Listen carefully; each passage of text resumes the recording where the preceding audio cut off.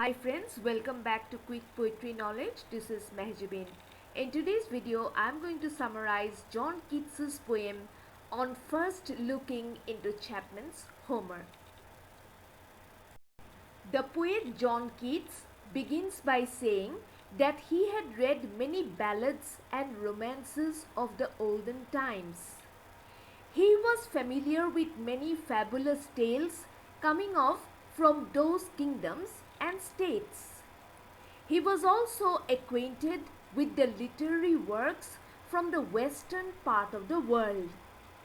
The poets in these regions dedicated their compositions to Apollo, who is the god of sun, light, music, archery, and poetry. At the same time, the poet also says that he had often been told about the Greek scholar Homer. The literary territory that this scholar owned was really majestic in size. However, Keats never really got the chance to experience the calm and soothing sensations that aroused amongst the readers who read his works. The poet, being an Englishman, was not familiar with the Greek language in which Homer's epic poems were written. Then, one fine day, the poet got the opportunity to read George Chapman's translation of Homer's literary work. The translations of the Elizabethan dramatist Chapman moved the poet Keats deeply. He felt himself transported to a different world altogether.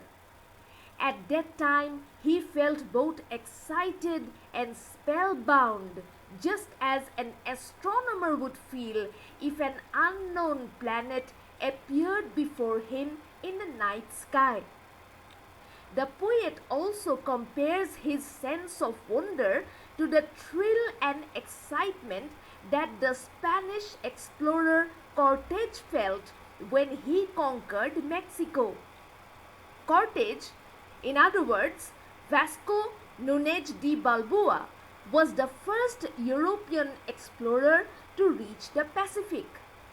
The poet imagines the happiness that Cortez felt when he came exploring with his men, taking in the view of the surroundings by positioning themselves on a peak in Darien on the Isthmus of Panama.